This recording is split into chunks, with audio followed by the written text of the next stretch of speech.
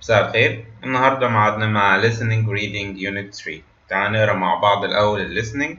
بيقول لي Today millions of people know Charles Dickens for brilliant books that he wrote. بيقول لك دلوقتي حاليا النهاردة الفترة دي أي حاجة بمعنى today هنا today. بيقول لي millions of people know Charles Dickens. في ملايين الناس تعرف Charles Dickens for the books أو for the brilliant books. يبقى تعرفوا بسبب الكتب الذكية أو الرائعة أو العظيمة اللي هو كتبها that he wrote. He was a great storyteller. Storyteller معناها روائي أو حد اللي هو بيقول القصة أو بيكتب قصص. But Dickens didn't only want to entertain people with his books. He also wanted to change their opinions about the world they lived in. بيقول مش بس كان عايز يمتع الناس يسليهم entertain، ولكن كان عايز يغير لهم وجهة نظرهم أو رأيهم عن العالم اللي هم عايشين فيه. He hoped his readers would then do something to make the world a better place. كان بيحلم أو كان بيتمنى إن القراء بتوعه بعد ما يغير لهم أفكارهم كده يعملوا حاجة حلوة للعالم اللي هم فيه ويخلوا العالم a better place، يعني مكان أفضل.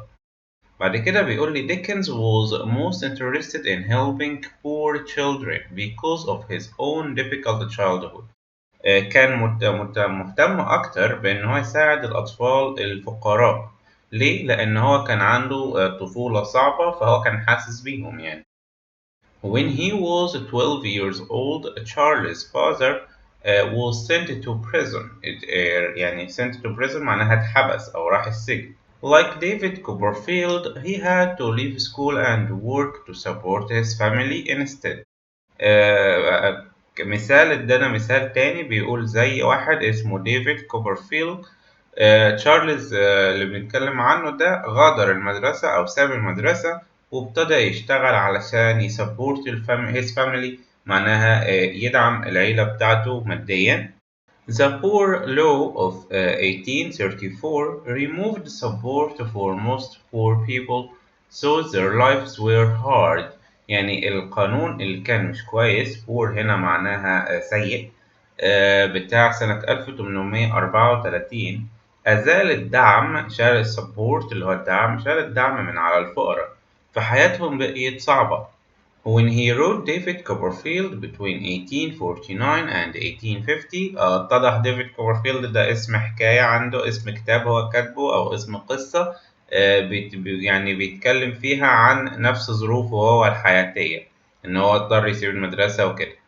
تمام. المهم بيقول لما كتبها سنة 50 أو 49 Dickens wanted to show us that not all poor people were bad. مش كل الفقراء وحشين. Like his father, Mr. Micawber went to prison because he had no money. ده برضو شخصية من القصة اللي هو كاتبها. بيقول اللي كان عامله زي والده راح السجن، ده نفس النظام، راح السجن علشان خاطر ما كانش معاه فلوس كافية. But after he left prison, he wanted to help David because he was a good man. كان عايز يساعد ديفيد لأن ديفيد كان راجل كويس. In Dickens' books, people who worked hard were also often rewarded. For example, at the end of the book, David Copperfield becomes a successful writer. بيقول في كتابه أو في كتبه بيراعي حتة إن المجتهد يديله reward في النهاية أو يكون في النهاية واخد نتيجة تعبه ده. وعندنا مثال إن في نفس الكتاب ده الراجل اسمه ديفيد كوبرفيلد ده في نهايته أصبح كاتب ناجح. Dickens also wanted to say that rich people needed to do something to help the poor. كان دايما عايز يقول للناس الأغنياء انتوا لازم تعملوا حاجة تساعدوا بيها الفقراء. In David Copperfield, a man called Mr. Wicklefield helps David by giving him a room.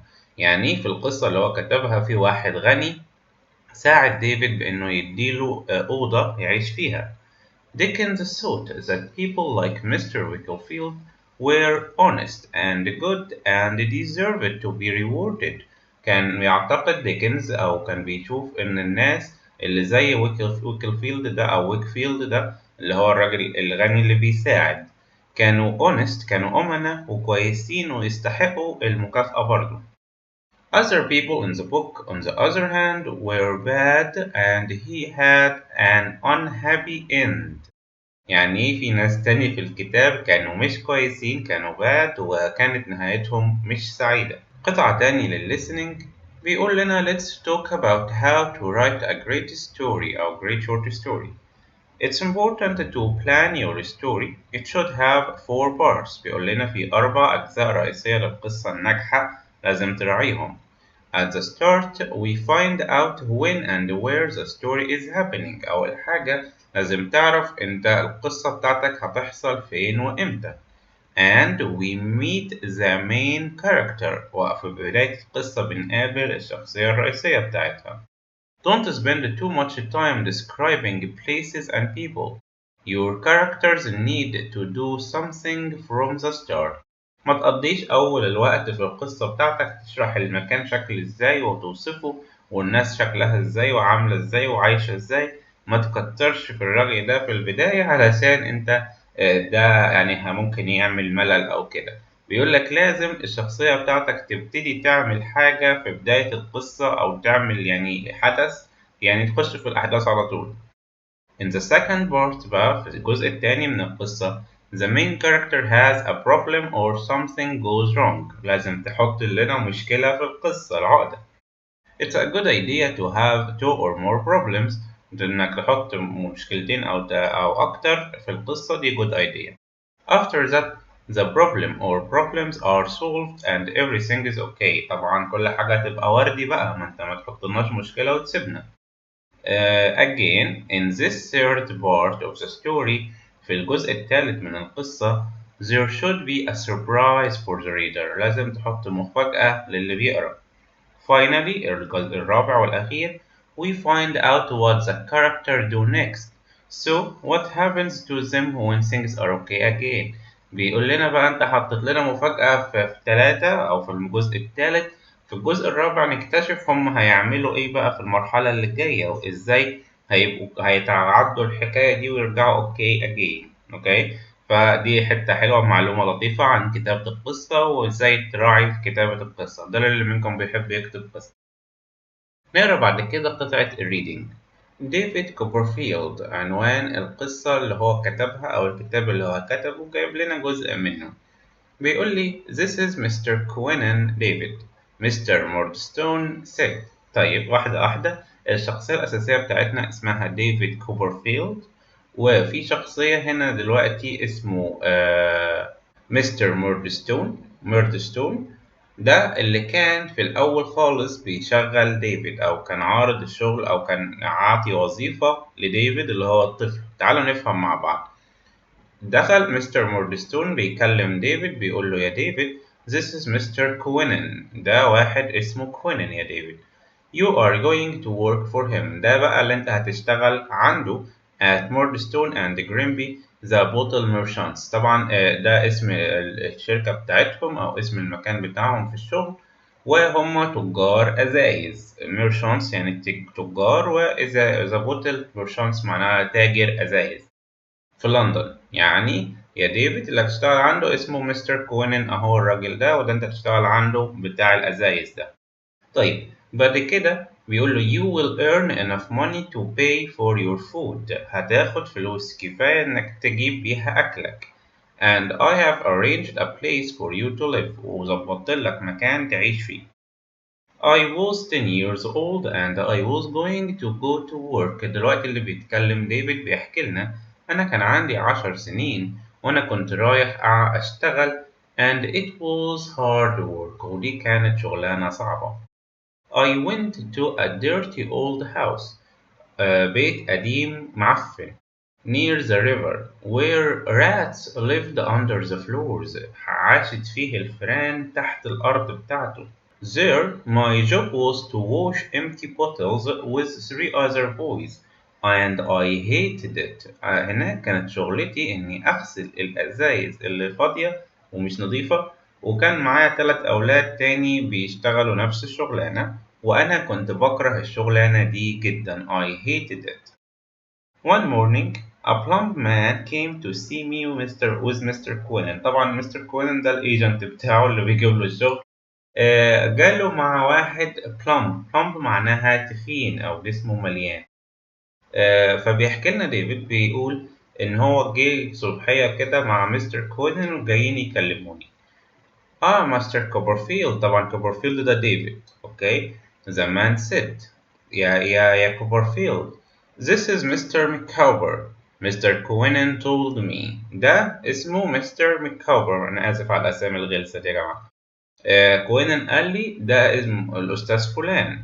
You will be living at his house. You will be living. أنت ستكون عايش أو هتعيش في بيته. And that evening Mr. Micawber took me home. أخدني البيت بتاعه. His wife, a thin, tired-looking lady. thin يعني رفيعة. tired looking دي تعبير على بعضه معناها شكلها تعبان أو شكلها متعب. was sitting with a baby. كانت قاعدة وماسكة بيبي. The baby was one of twins. كان واحد من توأم. And they had a boy of 4 and a girl of 3. of 4 هنا معناها ذو الأربع سنوات و a girl of 3 ذات الثلاث سنوات. خلاص. I soon discovered that the Mukawbers were poor. طبعا the Mukawbers ده معناها عيلة فلان، يعني العيلة اسم العيلة كده بالاسم، كانوا فقراء. And that Mr. Mukawber owed money to several people. owed هنا ممسوحة معناها كان مدين بالمال أو مديون يعني بالفلوس لناس كتير. One morning the police came and took Mr. Mukawber away to prison because of his debts. debts يعني ديونه. I went to see him there the next Sunday. رحت له زرته في السجن يوم الحد اللي بعد ما هو اتحبس فيه. بعدين بيقول لنا جملة قالها له راجل وهو في السجن. قال له if a man earns 20 pound a year. طبعا الجنيه هناك كان في ساعتها طبعا في التمنميات كان جنيه يعني ده رقم. 20 pounds a year يعني مثلا a year ده في السنة، يعني كان الباوند ده ب1000 جنيه دلوقتي مثلا، فكأنك كسبت 20,000 في السنة. بيقول له مثلا لو صرف لو كسب 20,000 في السنة and spends 19 pounds he will be happy. he said بيقول لو هو كسبنا 20 جنيه وصرفنا 19 هنبقى مبسوطين. but if he spends 20 pounds and a penny يعني هو لو صرف 20 جنيه وبني اللي هو القرش بتاعهم he will be miserable. طبعا دي برضو كلمة ممسوحة سوري. miserable معناها تعيس.